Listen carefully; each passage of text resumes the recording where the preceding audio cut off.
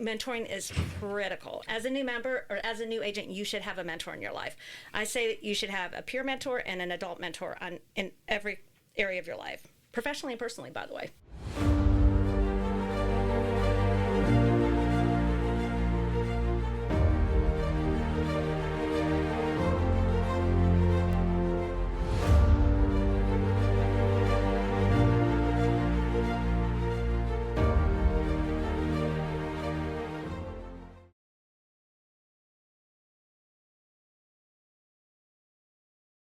Hey, welcome back to the Real Estate Excellence Podcast. In Northeast Florida's competitive real estate market, only the best rise to the top. Today's guests are part of one of the most respected and high-performing teams in the region. With a deep passion for real estate, they've built a reputation for exceptional service, expert negotiation, and an unwavering commitment to their clients. One has over a decade of experience transitioning from a career in leadership, business development, and marketing into building a powerhouse real estate team. The other brings a background of business, home design, customer-focused sales, ensuring every client experience is nothing short of A-plus service with an A-plus attitude. Together, they dominate Northeast Florida market, helping buyers and sellers navigate every aspect of the home buying and selling process. Their expertise combined with their drive to exceed expectations has made them top producers and trusted advisors in the industry. Let's welcome the Lissa Slade Team, Lissa Slade and Heather Lewis. Hello. Hello. ChatGPT did pretty good there, I think. Yeah, I like that, actually. Yeah. That described us perfectly. I'm going to use that all the time now. It makes it easier and makes me look a little more sophisticated. Yeah, right. Ladies, welcome to the show. I'm glad to get you on, and hopefully our listeners are going to share a little bit of where you guys come from, because I think it's important. Real estate agents come from all over. Mm-hmm. We got a lot of teachers. Yes. We got some women who just were single moms and just had, hey, what do I do next to earn a living, and gotten into real estate and become very successful. Yeah. So I think it's very important in what your previous experience, your life experience, and how you've brought that to real estate, mm-hmm. and building, the relationships that are so very important. So, Lissa, kick us off a little bit. Tell us a little bit about young Lissa, where you grew up, and what was your initial aspirations? Because obviously it wasn't real estate. So in 1986, I got on a Greyhound bus 2 weeks after graduating from high school. And I got off the bus in downtown Jacksonville, and my friend who had moved here 2 years prior picked me up, and I put my toes in the sand and I never went back. Didn't have a job, didn't have a plan. Right. Just came to Florida to figure it out. And so what are some of the initial things that you did? So initially I worked at, oh my goodness, what was that restaurant in Jax Beach? I think it was Quincy's. Mm-hmm. I worked there very short, like maybe 4 or 5 months. Then I went to Regency Square and I worked at the Children's Place. And a manager at another store came in and bought some items and said, you should come work for me. So I went to work for her, and that was Vogue Body Shop. And I worked for them for 10 years, was one of their executive managers. That manager took me under her wing and said, you don't need to go to college. I had planned to try to figure out junior college or something at some point. Mm-hmm.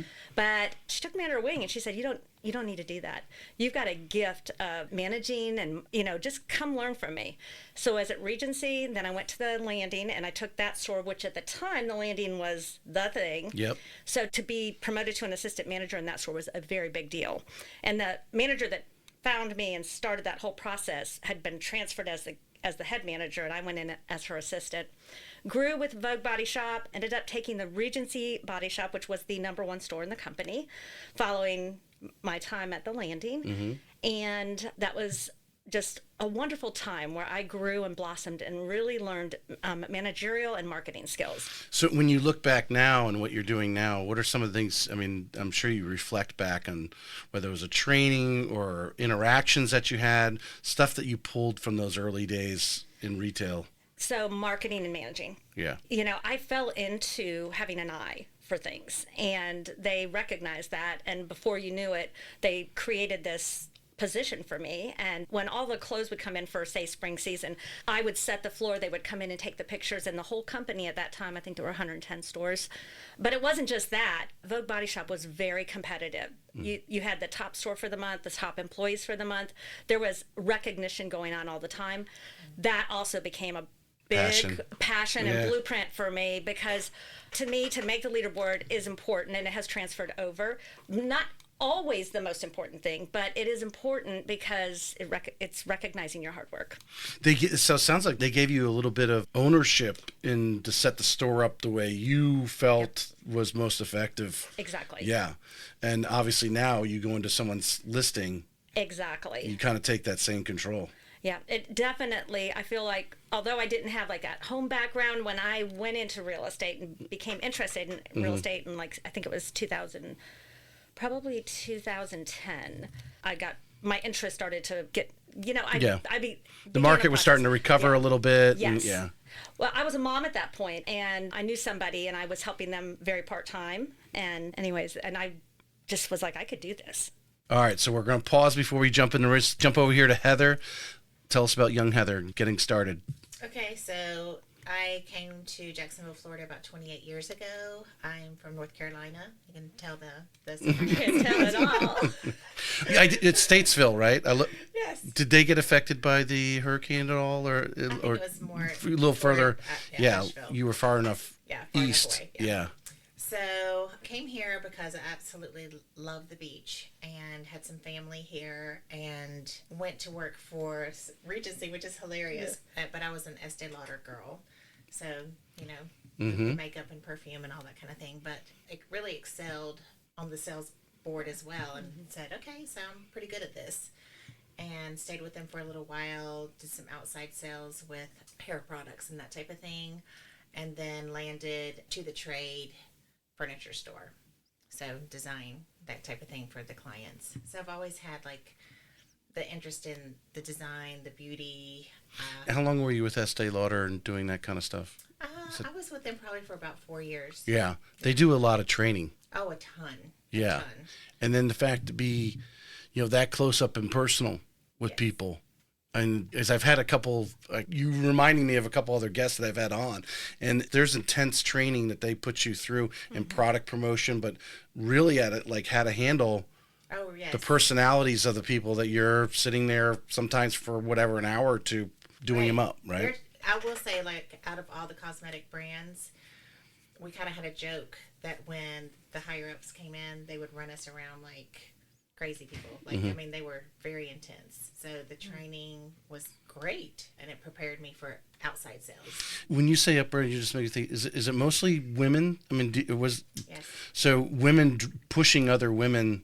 Yes. Or were they really pushing you like a coach might push a player on the field or court, or just a more draconian push? I'm curious to how the women treat the women, right? You know what I mean? Yeah. Well, were they a little more there were some really nice account managers, and there were some that honestly were purposely intimidating. Yeah. Let's just leave it at that. Yeah.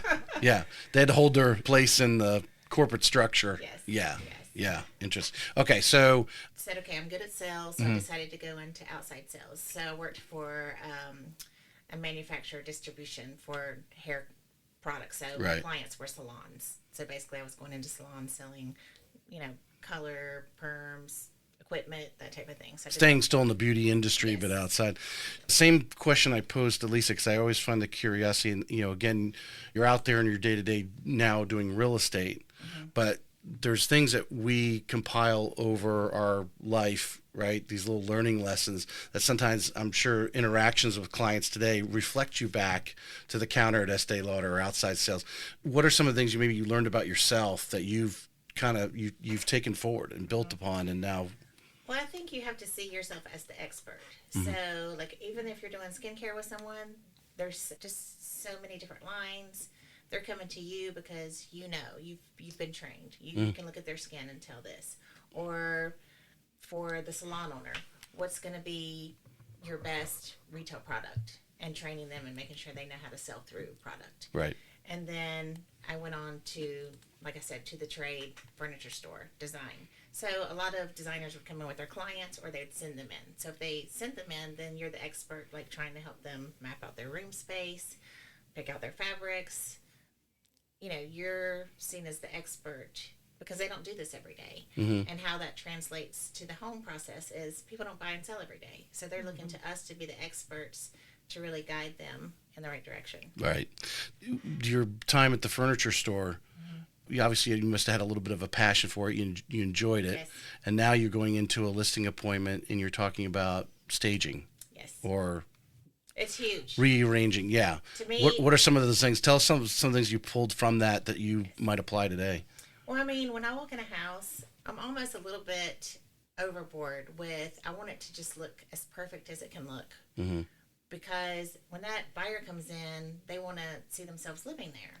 So if you have dirty windows, or it's too crowded and too many tchotchkes, or the paint color is obnoxious, you have to be bold enough to say, you might want to change this. You might want to think about doing this. And you do it tastefully and tactfully, of course. You don't want to offend your customer. But I feel like you really have to. And I feel like maybe some agents are a little afraid to approach it.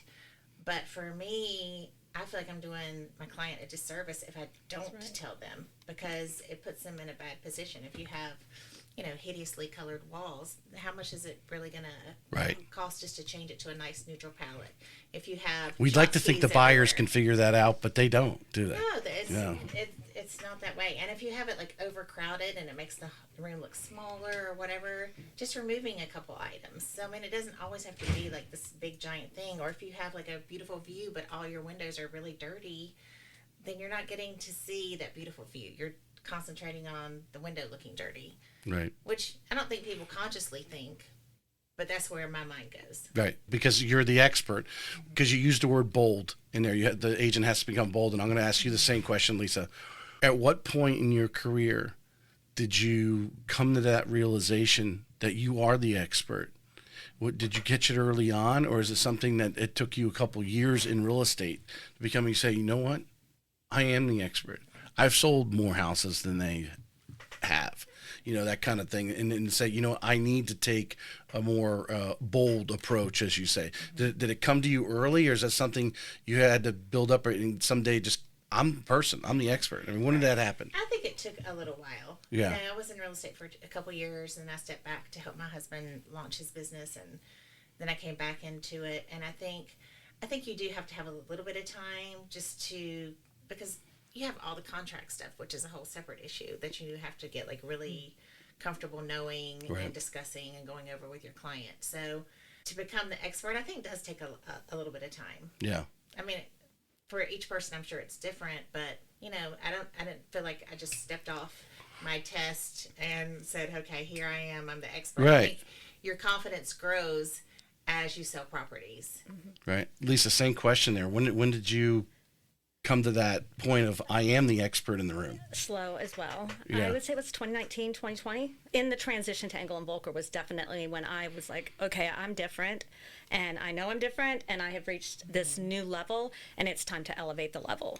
And I would say for her, I've watched her for all those years, and I think for her, she came into that same very quickly once she came to Engel and Volker's. I really saw her in 2021 as an elevated, experienced professional that, I just can't say she's so wonderful. And I really feel like you came into it then. I'm just going to be bold and tell you what you did. Bold's the word today.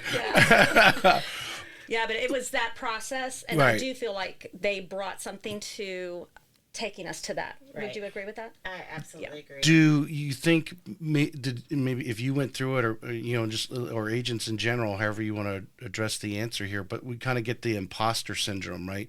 And even though you've already had these transactions, you're like, but I'm still not good enough. Like a new agent say, I'm still not good enough as Lissa. So I'm not the expert in the room, and Lissa's not even here, but you get the imposter syndrome that you're just not good enough because you're measuring yourself to others.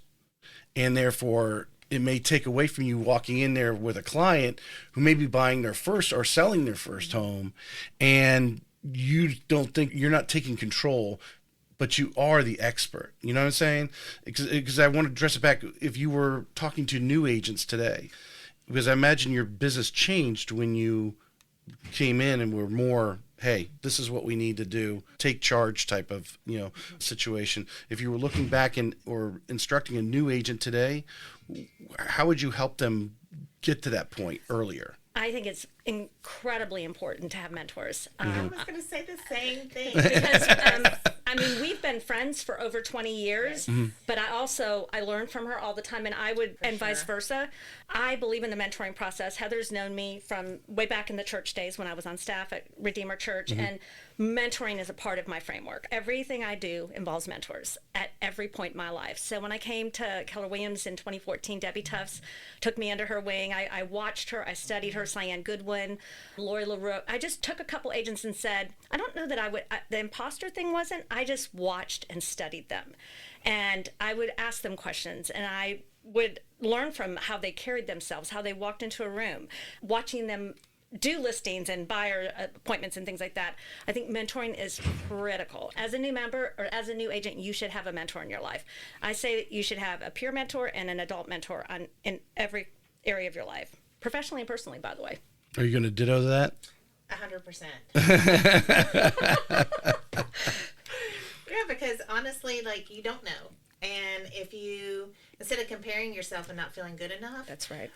study the person. Exactly. Shadow someone who is successful in real estate. And then that gives you the confidence, you know? All right. That brings us back to, we're going to kind of do it into two parts, because I want to know, you said you started to kind of get a feel or an idea of real estate in about 2010, but you don't get started till 14, right? Yeah. So what was it at that point? Did you meet somebody, or just what caught your fancy about real estate? And then obviously what led you to, go and get your license in 14? So as I said, I was helping someone I would say on the side. I was an assistant pastor at the church, and anyhow, interested. In 2013, I knew that something was coming at my family, and in 2014, I knew I had to pull up the pants, and I needed to be the breadwinner. So I went into real estate. All those years back before I was at the church, when I was in retail, people would come in and say, you should sell, you should go into real estate. Oh, I forgot. I worked at Adam Harley Davidson for 5 years. Yes. And so I knew I couldn't remember. I should have wrote that down. That was a big piece, because we opened all those stores in those 3 years that I was there. Yeah. So, well, several of them, I should say. Anyhow, so I had to do that for my family. And I thought, I can do this part-time. No problem. That wasn't how it worked out. So your initial idea was to do it part-time. Heck yeah. My kids were in high school. I'm going through a divorce. I wanted to be present for their high school years. Super important.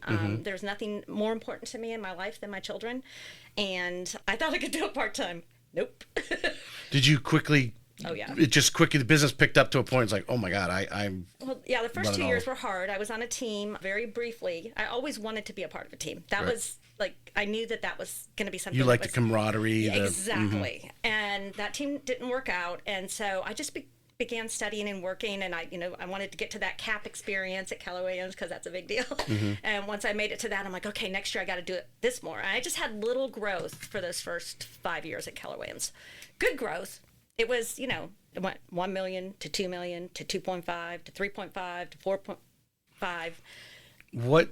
Because you guys were friends, so I imagine you started at Keller Williams as well. Yes. Initially, was because she was there. Absolutely. Is that okay? So what was, because you made the initial choice of Keller Williams? What was your reasoning? What led you to Keller Williams to be your first brokerage? Training. And the person that I had worked with previously was there. So Okay. I knew Nancy. I had respect for Debbie Tufts. I really didn't know the rest of the leadership team, but I knew they had a good training program, and that was where I needed to be. That's huge. Yeah. And I will forever be grateful for those years at Keller Williams. The team model wasn't what I wanted. And, I felt like it was time to elevate and go to a company that had, everybody was a full-time agent. All right, so you guys have been doing it for enough years now. You see other agents out there. My personal belief, I've put out on the show numerous times, I think that initial brokerage is so important. We know 80% real estate agents fail, and a lot of them are probably within the first months. We don't find out for a couple of years, because when they're renewed, they don't renew. They're out, right? If you were, girlfriend came to you today and said, hey, I'm looking to get into real estate, what were some of the things that you guys would tell them that they need to do before they go and sign up under that first brokerage to make sure they're getting with the right one? I mean, I think training is huge. You do hear about some people who join a certain brokerage or whatever, and they just feel like they're on an island. They have no idea what they're doing. They have little support, and or direction. And so I can't speak to other brokerages, but Keller in particular, they are known for having an excellent training program. And so a new person should definitely find a brokerage that has training support right off the bat. And I think it's actually a good idea in the beginning to join a team and be surrounded by people who are experts in this field and learn from them, because then, too many people get frustrated because they don't have a closing or a listing or whatever, and they do walk away from it. Well, that migration over from, working at the Harley Davidson or you were working with your husband, so you had some probably flexibility where you're always working, right? When you're self-employed, the light's always on. Where if you're coming from corporate America, or we've got a lot of former teachers and so forth, where there's a little more structure of their day, and the importance of the team kind of leaning on you, like, hey, we're all going to be here at 9:00 and we're all going to, call together or whatever. How important is that to get a new agent going, to set that structure? Critical, in my Accountability. opinion. Accountability, structure, processes. I believe strongly you've got to be in the office. You're going to get more work done in the office. Collaboration, growing. It's super, super important. Yeah, and the systems, like what she was saying too. If you don't have a CRM and you can't, if you're fishing around trying to figure out how to get it set up and that type of thing, just if you have your systems in place from joining a place like Keller Williams or joining a team within Keller Williams and get all that set up, then that's a huge chunk of the process. And obviously they did a really good job, I felt like, at equipping us in the training. And then I feel like when you get to a certain point in your career as an advisor, you're going to find that place, which is what I found in 2020, that I'm like, I need more. And for the team piece, it was not where I wanted to go. The way that their teams, most of the time, I did not want that team. I wanted something a little more organic, a partnership and a team. I wanted to have something like, there are a couple people I really respect. Lissa Barton team, I have tremendous respect for her. I think Gwen Volan does a great job with her team. There were people I was watching them grow a little bit ahead of me, or one of them was right at the same time as me. But it was important because you could tell they had structure. They were moving their team in a way that had growth, and you could see it. Because, we lose that daily routine of coming into the office and hey, I'm going to be there at 9:00. Oh, I can do this. I can be late. I'm going to go do these little errands that, and I maybe come in at 10 or 11 o'clock, but all of a sudden really half the day's gone already. And I think a lot of agents fall out because of that structure. You guys mentioned Mentor before. So they're looking for a brokerage that obviously Keller Williams has a reputation. There's a couple others, especially for really green agents coming out licensed, no doubt for that reputation. But now the piece of finding the mentor, I think they should find it before. I think I think a lot of places have training, but I think the mentor, almost in my talking to almost 250 agents, the mentor piece can be huge, a huge accelerator to their business. To find that mentor, what are some ways a new agent might be listening right now, or an agent who might be been, like I said, just kind of trudging along, to say, you know what, I need to find a mentor to lift my business to another level? How would you suggest they look for those people? Well, it's interesting. I haven't even told you yet. I have.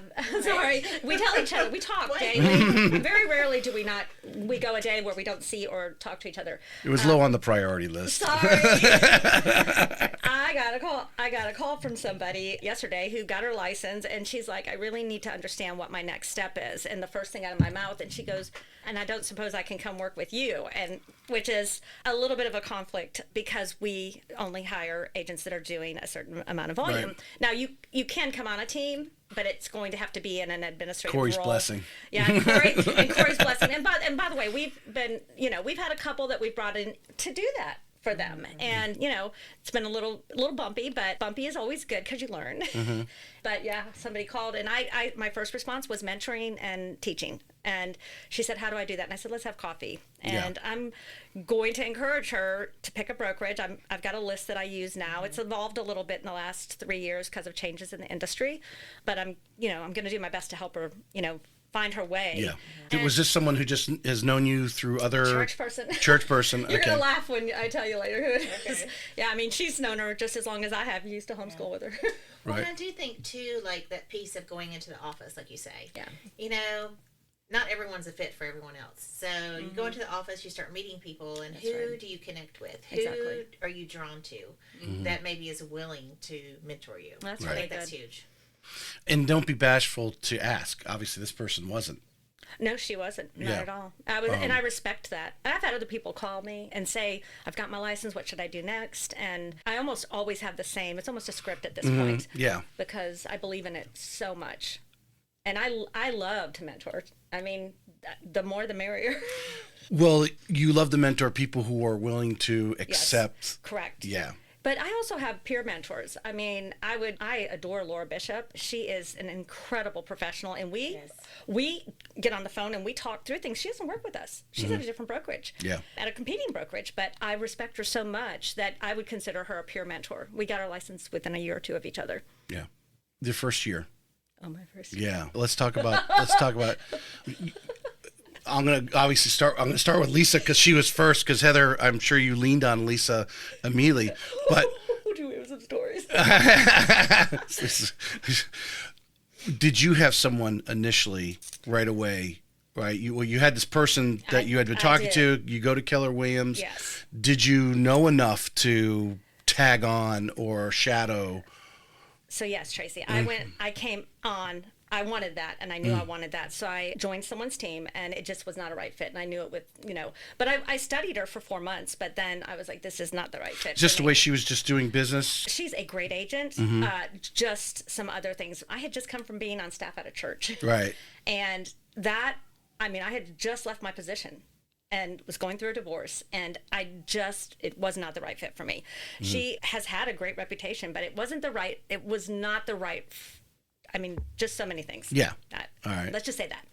And Mark Dilworth was very gracious. I went into his office and I said, I'm an ordained minister, and I just feel like this is not the right fit for me. And I did learn a lot from her in those 4 months, but I knew at that point, someday I'm gonna find a way to do a team. And from that day on, I grabbed, the Lissa Slade team. I started acting like a team. I got admin people around me. I did that little baby step. You did that fairly early. Yeah, 14 to 15. I had So you already been in the business for roughly a year? I had a marketing person in late 15. I knew I needed to have a TC and all those admin people around me. Was your production up to that level yet, or you just... No, I was like 2.5, but it was real. I just hired someone part-time and, made it happen.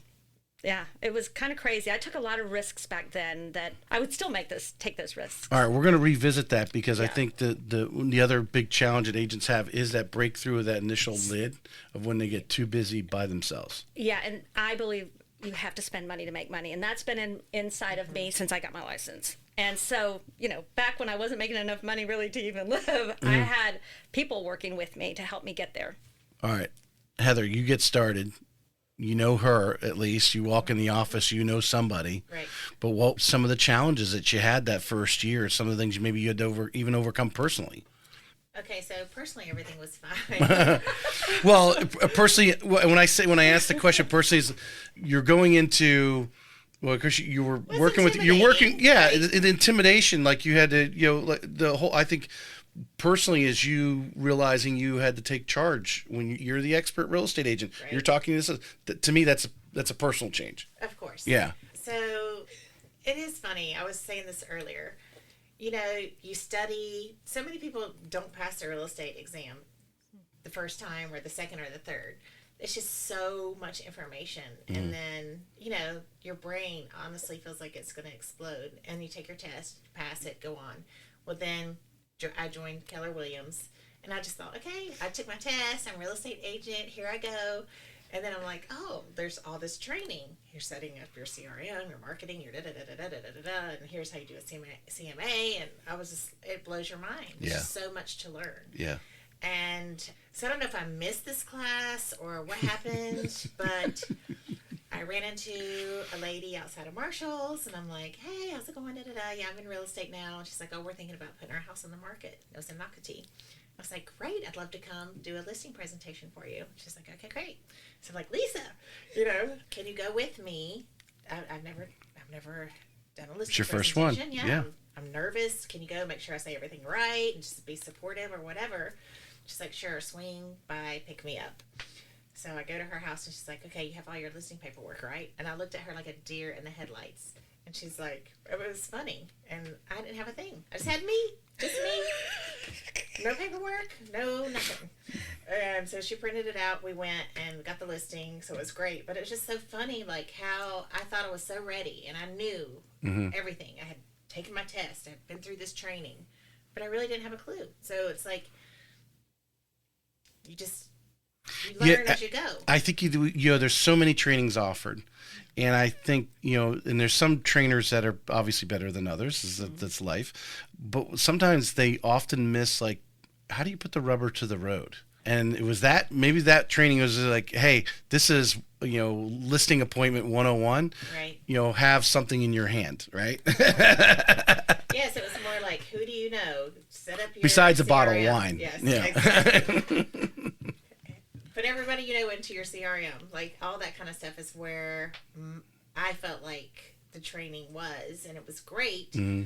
But like I said, either I missed that training on how to show up, what to have in your hand, or maybe I just ignored it. I have no idea, but it's funny now when you look back. I think it just happened fast. I remember the situation pretty well. Yeah. I think it happened pretty early with her licensing, so she may have not had the class yet. Yeah. Could have been the other way, but it was quick. You got that. I remember going, oh my gosh, she's got a listing appointment already. That's awesome. Mm-hmm. But whether you had the class or not, to have a mentor, someone that's done it a few times, prepared, made it a lot easier. For sure. We don't know whether you may or may not have gotten that, listing without her or anything, but having that mentor to give you that confidence, someone that could finish your sentence should you fumble. I need to just take a pause here because I need to promote these. I've got a nice hot pink one in that bag for you down there, but promote Remy Graphics here if I can get it up in my camera. They do these laser engraved mugs for me for our guest here. It's got the show logo and Remy Graphics. They are local. They will do one-offs for you, so if you want to make, hey, John and Sally, welcome to, or put their new address, whatever you want to do. I think personalizing things like this so they're never throw it away, type of thing. And you're always on their mind there. But RemyGraphics.com, they have many other laser engraved gifts. So thank you to them. So we're in that first year. So how did you, at the end of the first year, I imagine you can reflect back. Mm-hmm. I mean, did you feel it was successful for you? Obviously you continued with real estate, so there must have been something. But I mean, is there anything you look back now and say, I could have done that better?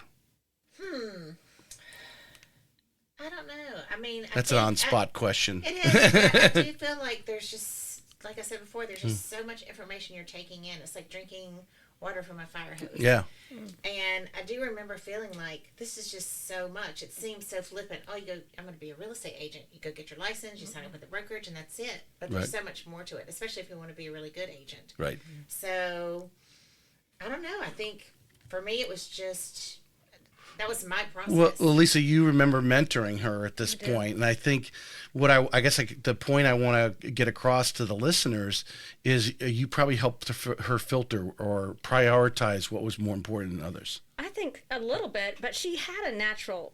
Honestly, she was one of those better students, if you will, because she wanted it so bad. I mean, I'm thinking of that listing you had on 3rd Street, and I remember walking in and you were like painting walls. And it was like maybe her 4th or 5th listing. Am I right? It was, it was early on. It was that first year.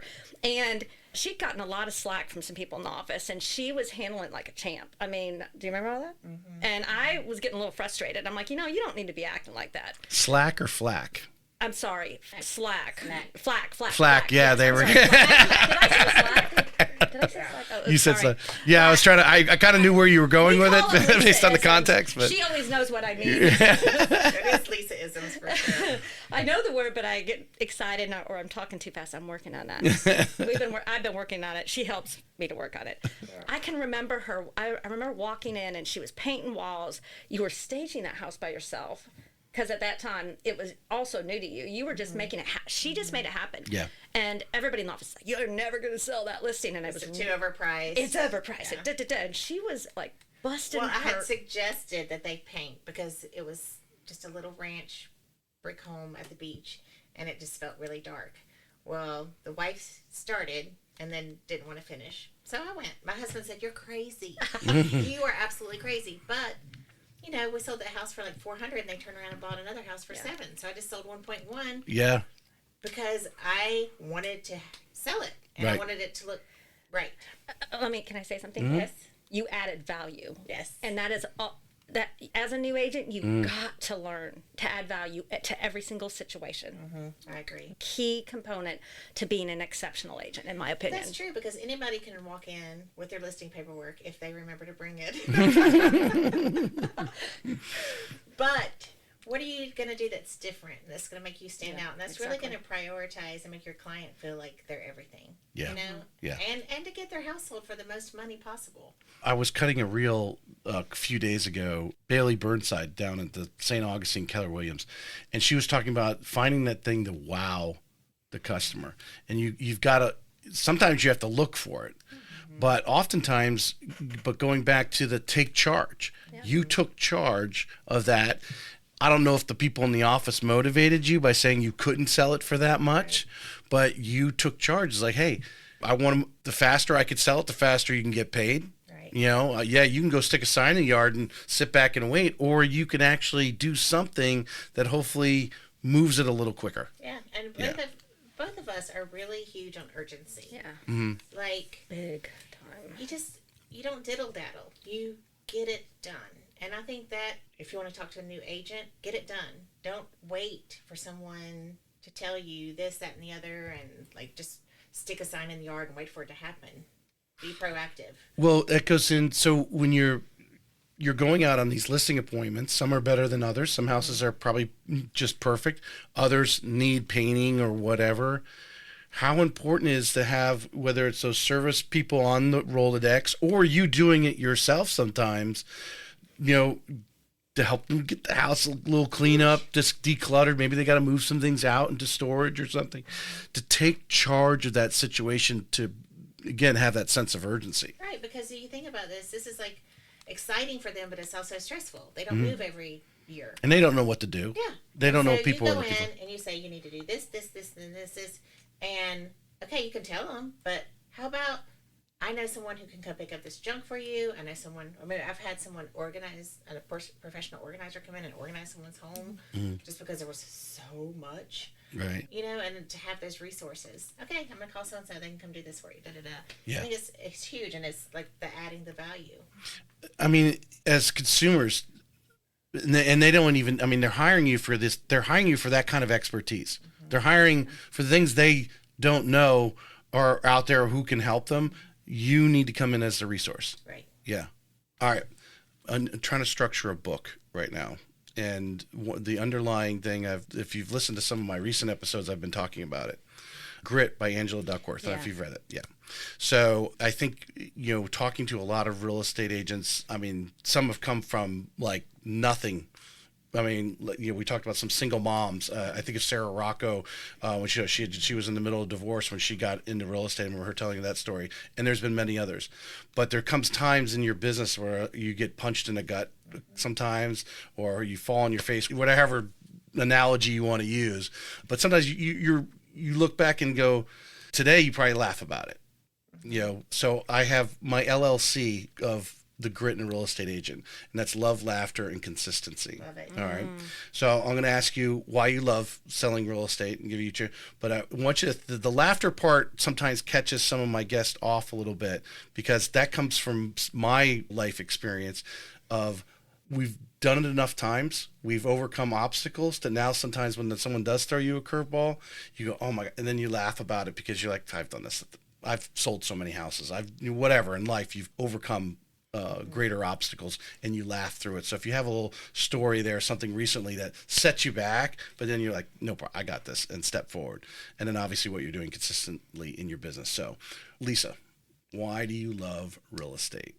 Does it have to be one? Because there's no way I could just say there's one reason. I think as long as you don't go on for 10 minutes. Sorry. I think my love for the relationships that bring me in to list or buy, my love for them and wanting to do a good job, not a good job, a great job, and have them be lifelong customers, that's what I love. And truly, that's my business. My business has always been referrals. I haven't paid for a lead ever, not once.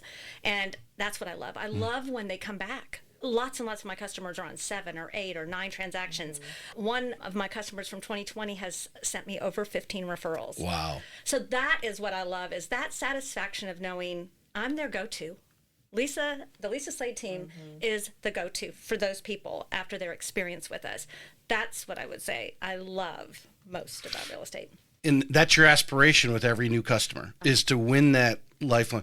At what point in your career did that mindset come in that I've got this person in front of me right now, and I need to make them that billboard on 95 for the rest of my real estate career?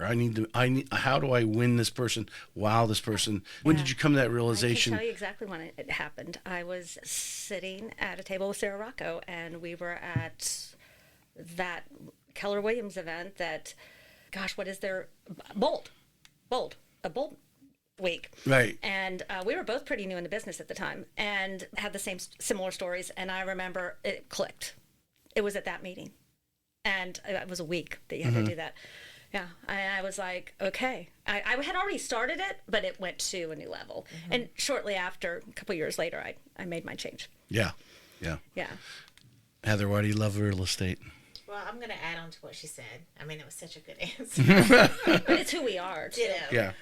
But I will say, the way I treat my clients, I think having a customer service background, sales, is just kind of intrinsic within me. I want to do a good job. I want everyone to leave the table happy.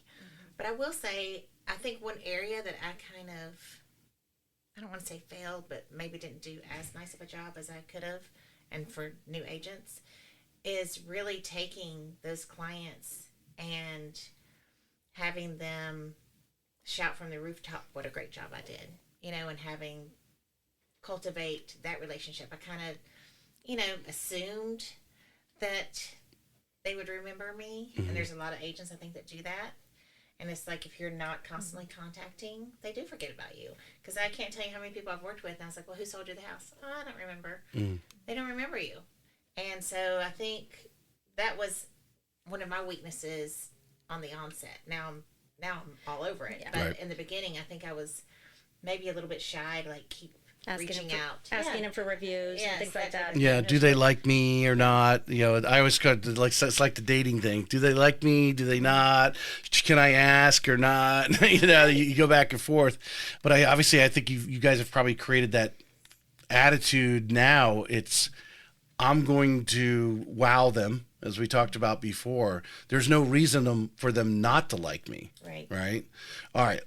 Laughter. Lissa, what is something that's kind of just sets you back, and it doesn't necessarily have to be recently, but just something that just kind of hits you back and you're like, oh my God, I got to handle this again.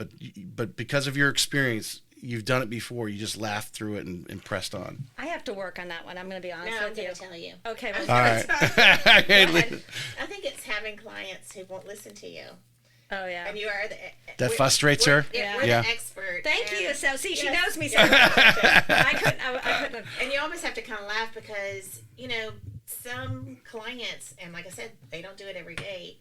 Sometimes they feel like they know better than you, and God bless them, Yeah. She's so nice. Well, they saw it on the internet, so they must know more. Right. So it can get frustrating when you're trying to get good, solid advice to, get the best deal or to get their house sold at the most money, and it's just constant pushback. And you always have to laugh because you're like, okay, I do this every day. Yeah.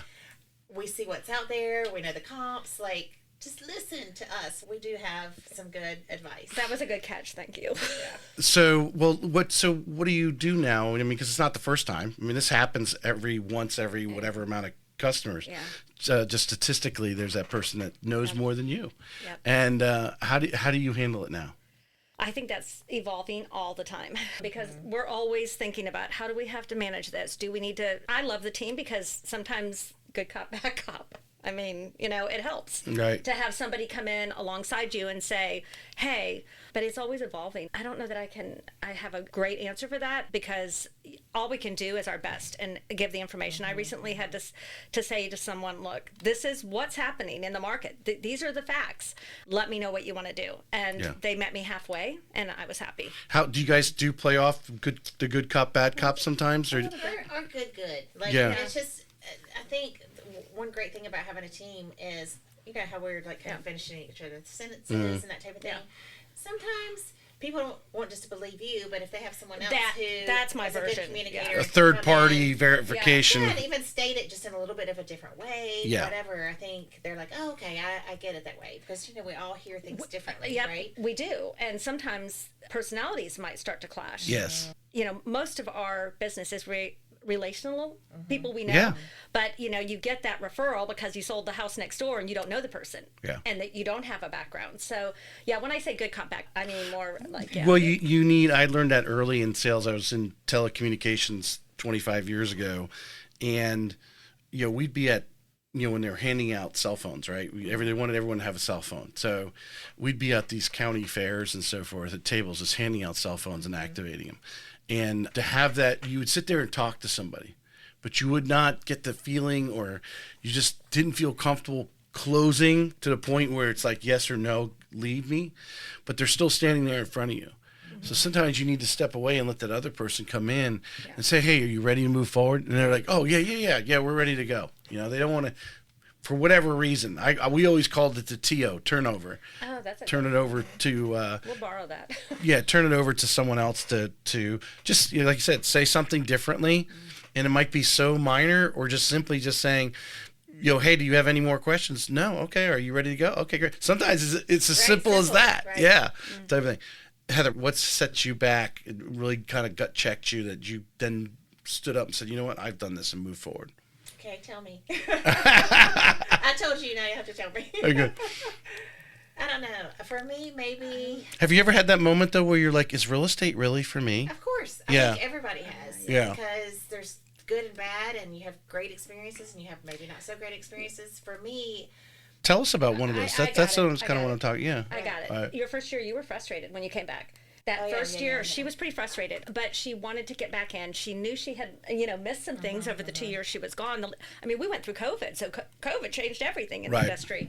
But that first year, you were willing, and we know that it ended up working out wonderfully. Right. She kind of just acted like an assistant and relearned everything. Not as an assistant per se, but she would do all the listings. She put everything in. And at that point, we had 3 people on the team, and you have to start swinging the bat again. She started swinging the bat, but she was frustrated a little bit. She's like, oh my gosh. And, that other person and I were having good, and you were a little frustrated. Yeah. But because there's always the comparison. Yeah. No matter how good Why you is it are, happening for them and there's not me? a ton of people who are way better. So. But you pushed through that. You pushed through that. And the next year you had that $5 million sale. So come on. Yeah. I do think one great thing too about whether you have a team or a mentor or whatever is just, if I'm feeling a little bit down, she can pull me up, and vice versa. And if one of us are having a challenge, then the other one can like talk them through it or whatever. I think it's just so awesome to have that banter back and forth. Well, and that's what it goes back to, the grit. To me, that's grit. That the fact you persevered, you came back, and even though you got frustrated, and what you said, no, I'm going to do this. And you kept pressing on and got up the next day. That's the important. All right, I want different answers here on this. What are you doing today? And like I said, it may be evolving. I think it's always evolving because the markets change. What do you think you're doing today consistently? What is important to you on maybe if it's daily or weekly or monthly, but something you're doing consistently, do you think helps you move your business, is a positive impact? For me, I know it's organization. 100% organization, daily, weekly. I'm a time block girl, and it's super important to me that everything's planned out and organized. So I think we love her for that. She doesn't like me sometimes for that. But organization, with the changes that have happened and where between late 2023 and 2024, you've got to have an organizational system. And if you don't, I wonder what will happen, because that organizational system can make or break a business. And I mean, I'm talking drop-bys, I'm talking about contacts, I'm talking about touches, I'm talking about coffees, I'm talking about all of that. Phone calls. If you can get lucky and trudge through the business. You can get real lucky. And make a decent living and say, hey, I'm doing it. But what you're doing, I believe, takes you to another level. You can really move the business if you're really that time blocking, making sure you're not skipping a lot of those things, because I think a lot of agents, and you guys tell me if would you think this is accurate or not. I think a lot of agents only think 30 to 60, maybe 90 days in advance. So I'm glad you brought that up. Growing is really important to me. And I know a lot of people don't like that word goals. Maybe I use both words, but every year we should be taking some risks and doing things different. And that's what I mean by organization too. So this year we brought the big ass. So you can measure them. Yeah. So we got the big ass calendar on our wall. You know what that is? Yes, I've seen them on it's like cute. Yeah. Sorry. Is it okay that I said that? Yeah. And it's up, and we're being held accountable by the calendar. So organization, Yeah. You've got your big calendar mapping out the entire year. Yep. Yeah. Thank you, Debbie Tufts. We got to say that. I mean, I watch her still. I'm 11 years in, and I still watch her and take some of her ideas. Right. Yeah, so, I mean, it's taking what I've kind of always done most of the things. I've had good years and bad years with drop-bys and planning for marketing and things like that. But this calendar puts everything on the wall, and, like, I'm checking off, like, January was awesome. And Heather really wanted to work on that last year. She said, it's time for me to get more organized. And so that was something we did to help make sure that we are moving forward with this industry. All right, Heather, what are you doing consistently? Well, the big ass calendar, and then also I think like our marketing, like we do a content planner, Lissa and I add to it, but she's the driving force behind a lot of our organization.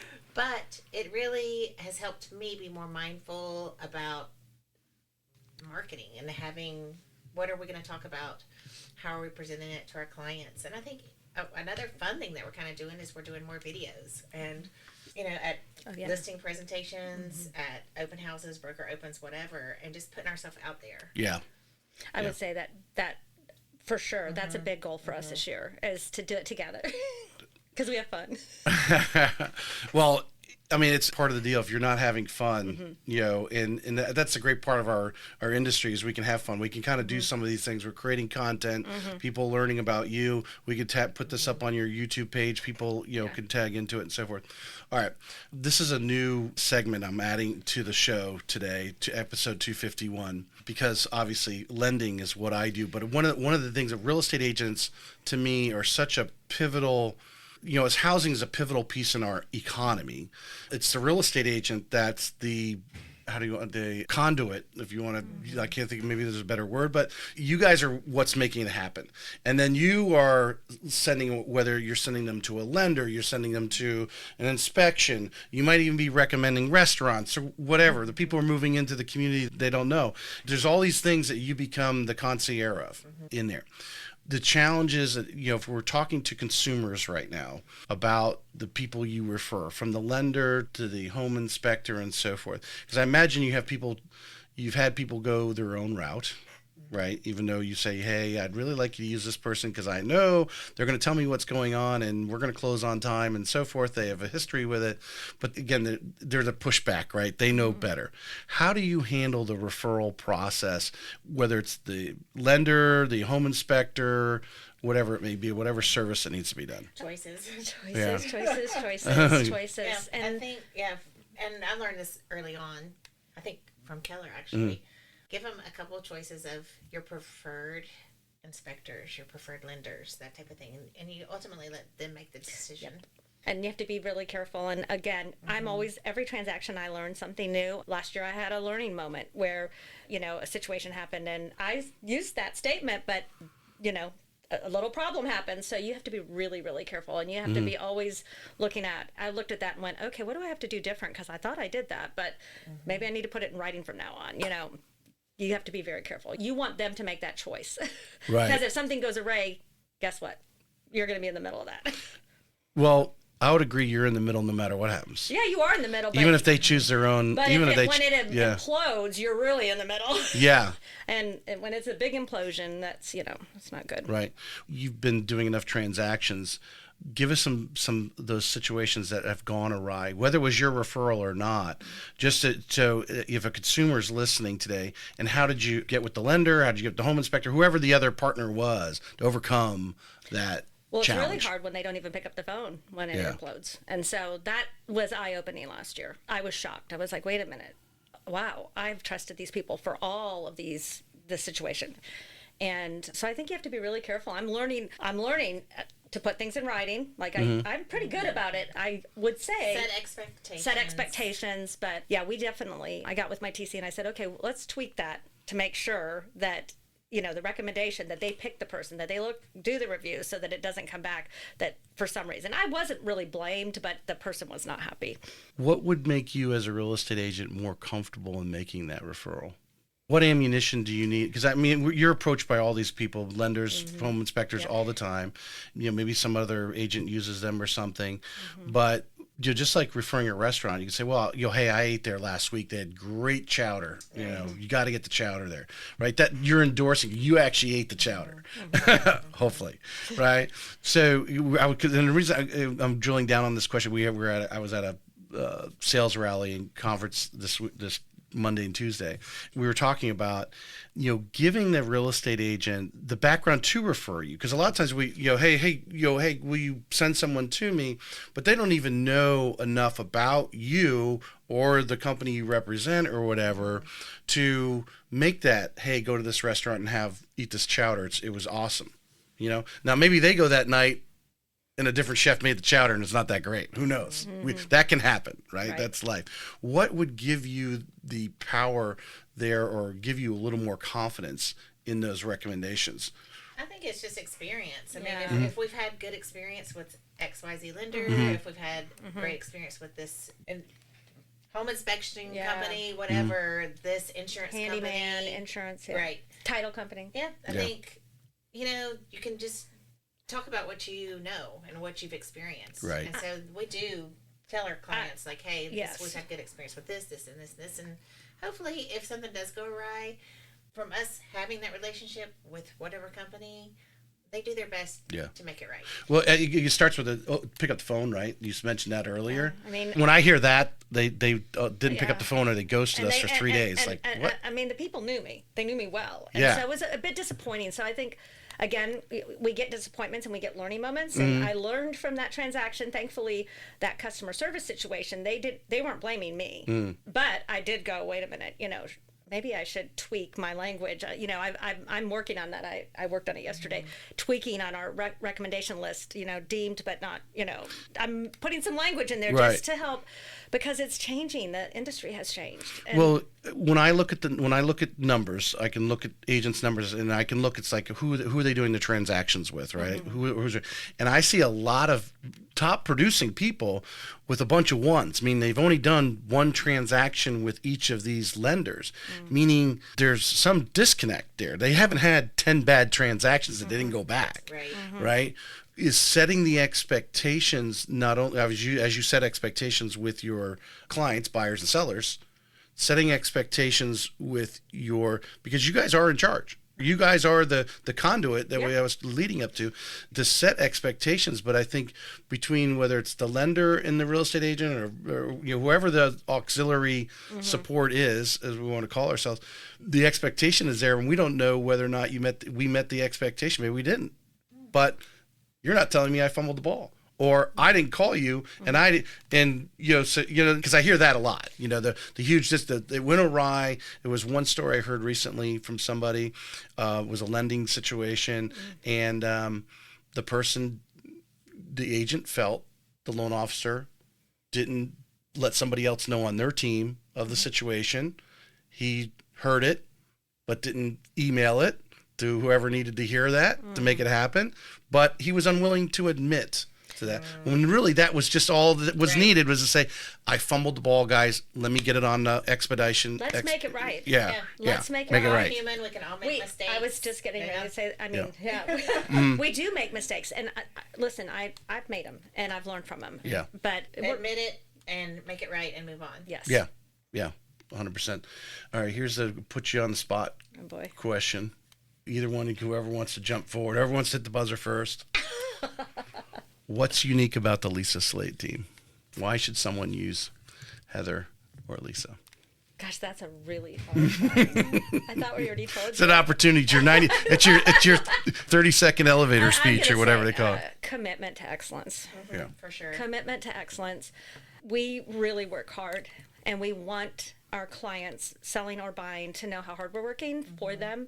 This is a major decision for them to sell or buy. It's one of the hardest things we go through in life, you know, death, marriage, buying a house, job change. So I think that, the community, the commitment to excellence. What do you think? And to tag on to that, it's for us, communication, our processes, those types of things. One thing I was very attracted to with Lissa when I first went to Keller, I mean, we'd known each other in a personal sense. Her communication to her clients is so thorough. And I think some agents just feel like they don't need to know that, or, They assume. They assume. And you know what happens when you assume. And because this isn't something that people do every day, they really don't know. And so just that's one thing I really did learn and loved is just communicate, even if you're over communicating, because it sets their mind at ease. I definitely over communicate. And I'm learning to work on that. That's better Consolidate it a little bit. I don't want to take it away because it sets us apart. But Right. so I'm on a little, but I'm a talker and I am a communicator. So With the buyer, were you doing buyer broker agreements before at all? no, I've never used them. No, not okay. So this is all new. So now, because a lot of agents are saying they're actually making more money, getting better situations because of this time of sitting down. Have you molded in, or what's now that you have to do it, your kind of your attitude to really have an opportunity to tell us why they should be using the Lissa Slade team, right? I mean, you have an opportunity to tell them your value before showing them your value. Yeah, right. Yeah. So what's your mindset now? I mean, what are some of the things that when you sit down and have that buyer broker or even a listing, but you take a moment to say, hey, these are things I'm going to do. Well, we have the book that we have, the listing book box is so clear. Like they know it as soon as they open that box and look at that book. I mean, it shows our... Is this something you evolved or Engel Volkers has? Engel Volkers has this box, like we call it the box, the white box. It's a very professional box. It was one of the things that when Corey met with me, I'm like, okay, sign me up. Where do I sign? Because it's so professional. It's a book and it has... Who are we? What are we going to do for you? And what can you expect? It's tailored to you guys, your branding. Yep. It's got our bios, and it's just this accomplishments. We always have our Jack's Business Journal results in there, processes. We tell them at that first meeting. I think we've only lost like 2 listings in all of our time, maybe 3 off the top of my head, because it was probably because someone offered some low commission. I think so. Yeah. It can't be. I'm trying to add my head, but it's not been very many that we've not gotten a listing when we've walked in with the I call it the box. So I think that sets us apart. The buyer broker, we're learning that still, because almost everyone we know is our friends, and it's extra hard for me. So you just assume the sale. Or assume the relationship because that's what happens when you get good referrals. That's what you do. One that with a referral, there's a level of built-in trust. Exactly. Yeah, I mean, the reputation has grown because of the service we have and value that we've provided thus far. What is your guys' attitude, or how do you? And I don't know if this is individually. I would imagine it is, but you could tell me differently. But as the listing agent, when that potential buyer calls and they're asking you about, hey, has the seller put anything aside for buyer compensation? Are you guys in the immediate say, this is what it is, so many bananas, or you're like, make us the offer and we'll work from there? I'm not going to take a listing if you're not going to to compensate the buyers. Right. Yeah, But so when the buyer's agent calls I'm you, sorry. when the buyer agent calls you and asks you, has the buyer or has the seller set aside, do you go, yes, they have, and they set aside this much? You just put it out there. Yeah. That's your attitude. That's what we've been instructed. Yeah. Okay. Yeah. All right. The last thing I want to wrap up is you mentioned earlier that you kind of started you started a team. I mean, some people might even think prematurely, right? Well, I did, probably. Yeah, you dove in and that's what you wanted to do and you went after it. It was a dream in my head, so I was not going to let somebody tell me I couldn't do that. Did you have structure to that dream that or you kind of have kind of failed I- forward? I absolutely failed forward, probably. Yeah. I mean, I know customers love me, but I know there's some people that joke about, me being on the, on that. Pushing the envelope? Maybe pushing the envelope, but like when I have a dream, I'm just going to do it. You're not going to tell me no. I'm not going to let you tell me no. There are no options. It's me. It's me taking care of my kids and my special needs son. There's no one else around. So I am going to do what I'm going to do, and I'm going to make it happen. But yeah, I probably have had people criticize me, and that's okay. They don't live my life. I do. Right.